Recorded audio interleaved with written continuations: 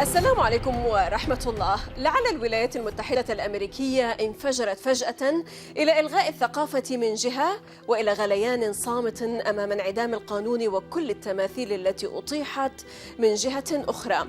إنها أمة باتت تزداد حنقا وغضبا وتتجه نحو العنف بحسب المراقبين.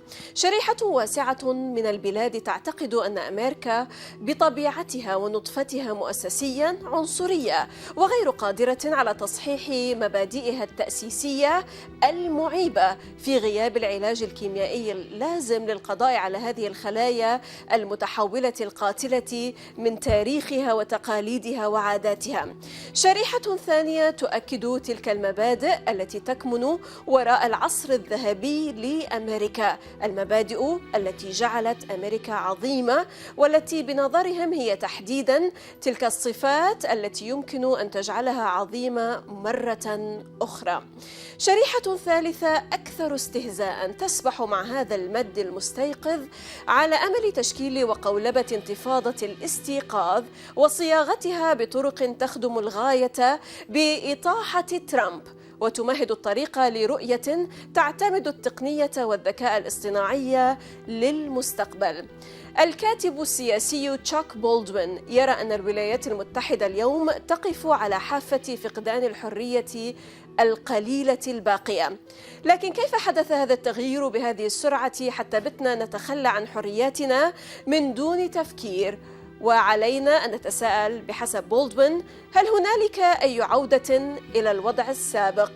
يطيب لنا أن نستقبل القسيس الدكتور تشاك بالدوين، راعي أبرشية كاليسبيل في ولاية مونتانا، السياسي الأمريكي والمرشح الرئاسي لحزب الدستور في انتخابات الرئاسة الأمريكية لعام 2008، لنتحدث عن مسائل الحرية والكنيسة ونناقش مدى أهمية هذه اللحظة في التاريخ وأين تقودنا أجندة النظام العالمي الجديد برأيه مع كوفيد 19 والاضطرابات المدنية إذا لم نستيقظ ونضع حدا لها. أهلا بكم إلى هذه الحلقة من برنامج من الداخل عبر الميادين. معكم زينب صفار، تابعونا.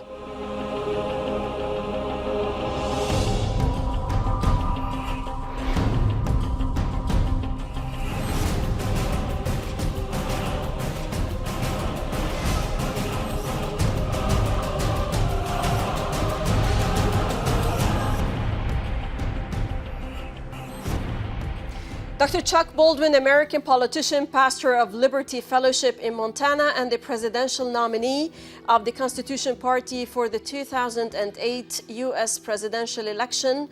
Welcome to من الداخل from the inside, sir. Thank you, Zeynep. It's great to be with you again. Pure pleasure to have you on, sir.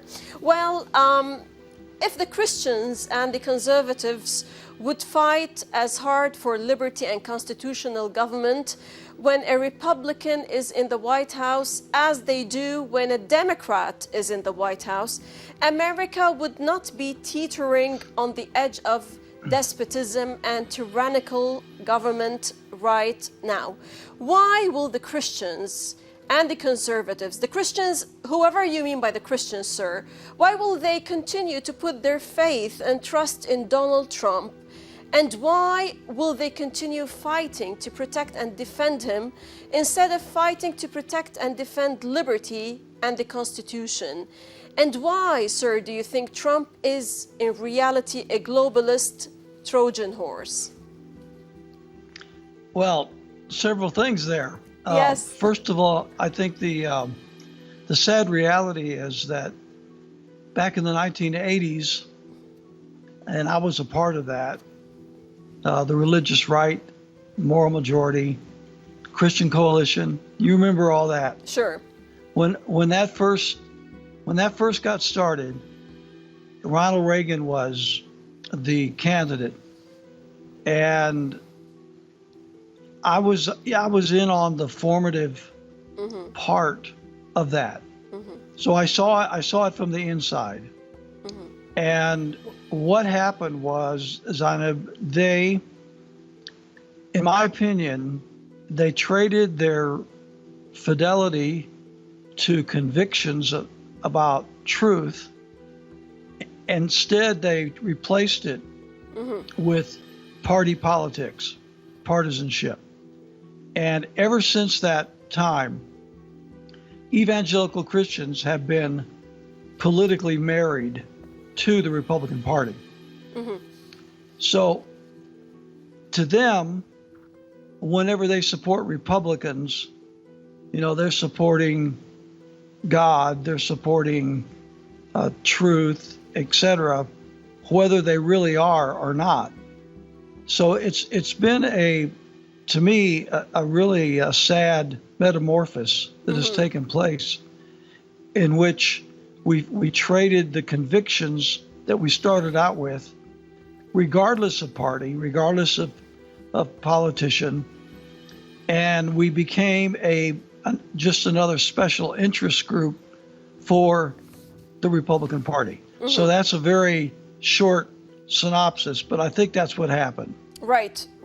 Now, sir, and you're talking, of course, as a previous insider, so you know about all these particular details. Your column entitled Trump's Deal with the Devil, describing his so-called deal of the century as would more accurately be called the Permanent Palestinian Enslavement Act. This column has provoked a wave of reactions, and some sarcastically asked you to propose your own plan in this regard, which you did.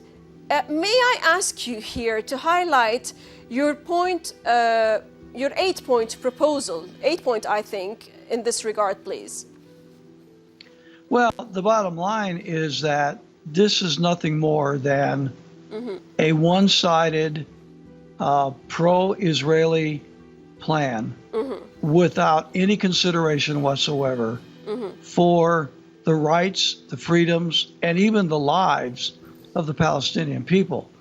And this has been going on ever since 1947, actually, even before Israel became a state. When you look at the history of that period, we come away with the stark reality that Israel executed an egregious ethnic cleansing against the Palestinian people from 1947, December of 1947, going into 1948, and then continuing through 1967.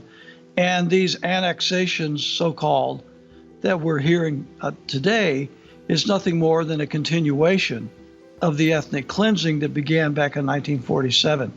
So when you look at Trump's plan, you realize that all this is just another groveling before the state of Israel, and it's another belligerent, blatant attack against the rights of the Palestinian people. Now, I happen to have that 8-point Middle East peace plan now. Julie just gave it to me. So, thanks to Julie. Okay, yeah, that's thanks to Julie. Sure. So number one, I said, here would be my Middle East peace plan. If I could propose it, this would be my plan. I would say, number one, get our troops out of the Middle East, period. We have no reason to be there. Number two, stop using the U.S. military as Israel's proxy army and stop fighting Israel's wars. Israel is a hostile aggressor state, mainly because we equip them and we supply them and we provide them with the military necessities for these kind of conflicts. So I would say we should stop that. Number three, we should cut off all foreign aid, including to Israel. Number four, we should stop our wars for big oil. I mean, let's face it, Donald Trump said, the reason that we went into Iraq and Syria and all that was to get the oil. The oil. Well, sure. I mean, that's blatantly unconstitutional. It's a violation of international law. It's really international criminality. We have no constitutional right to seize the property of a foreign territory by force. That's we don't have the right. Number five, to stop trying to be the world's policeman. Number 6, stop all of our foreign entanglements. Number 7, follow our Constitution. And number 8, seek peace with all nations. That would be the peace plan that I would propose, the one that you're referring to. Sir, Peter Baynard, one of the American Jewry's most prominent liberal intellectuals, an observant Jew who was raised in a Zionist home, who was 28 when he became the editor of the New Republic, and who later became a senior columnist at Haaretz, according to observers, of course, has said goodbye to the two-state solution and in effect issued a divorce decree to Zionism, stating, quote, "I no longer believe in a Jewish state." Such a statement, of course, made waves in the U.S. Your take, sir? Yeah, I applaud him for what he said. Given his background, it even makes it, I think, more powerful. And I mean, obviously, everything he said there is true. You know, this is a facade, what to suggest that this is some kind of a parody, and that this is some kind of a equity between the Israelis and the Palestinians. There is no such thing. This is nothing more than the Zionist government in Tel Aviv continuing with its plan to expunge the Palestinians from the land of Palestine. This has been their goal since 1947, and it's still their goal today. The annexation process is just a continuation of the ethnic cleansing of the Palestinian people that began on December 1947. Right. Now, sir, allow us to stop now for a short break, and then afterwards we're going to talk and highlight why do some lives matter more than others, and we're going to focus also on the COVID-19 and so on. But after the break, إذا فاصل قصير ونعود. لا تذهبوا بعيدا.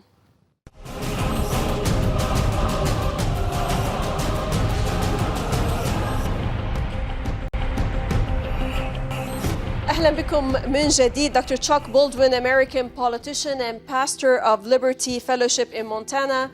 Welcome back, sir. Now, how can Christians in America get all righteously indignant about the Holocaust in Germany and show absolute callousness and indifference to the Holocaust in Palestine? As you said, sir, since the Israeli 1948 military has killed, since then, it has killed over 5 million Palestinians. Why is that not labeled a Holocaust? Also, over 20 million people have been killed from US-led wars, military coups and intelligence operations, assassinations, mostly on behalf of Israel. Why is that not labeled a Holocaust? Why do some lives matter more than others? Right. That was the question that I raised in the column that you are referencing. Exactly. Yeah, I think we have a giant double standard among the Christian, evangelical Christian community in this regard, because they pretend, and they are pro-life in the sense that they are against abortion. They believe that life begins at conception, as I do, and that babies in the womb are to be protected, not destroyed.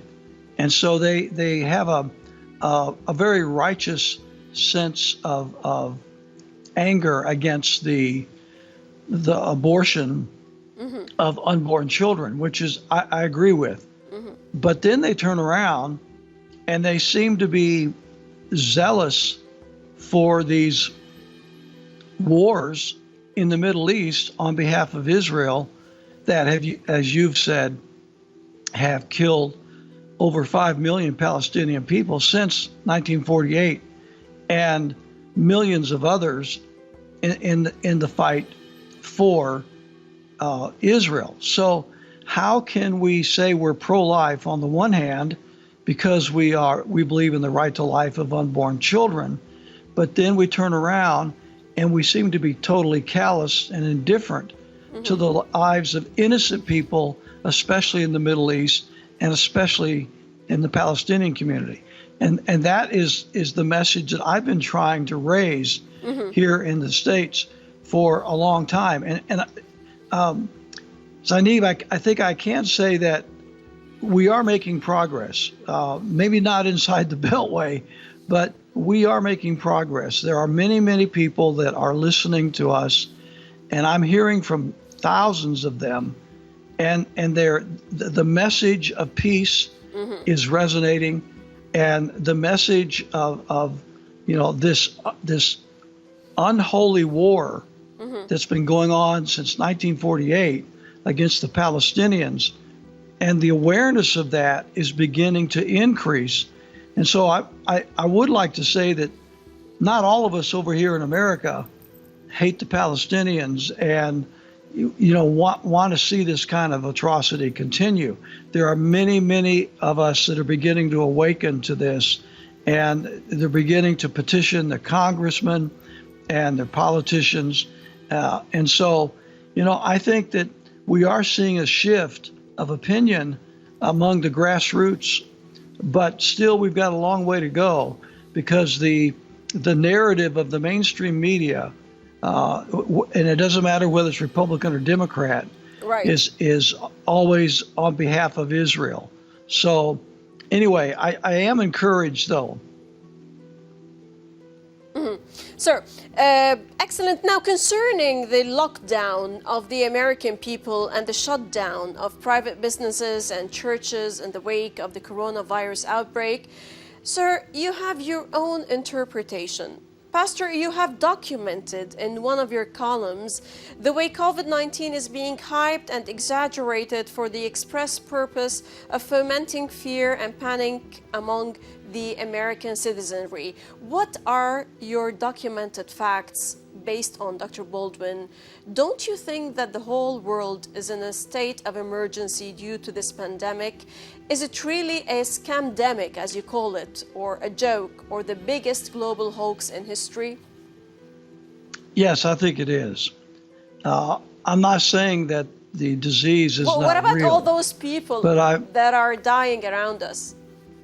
Well, if your medical community is anything like the medical community here in America, we have documented the facts of how the CDC has instructed the medical community, especially doctors who write death certificates, to exaggerate the numbers of the deaths and associate death with COVID-19, when in fact it was not COVID-19 at all. My estimation is that 4/5, 80% of the estimated deaths attributed to COVID are false.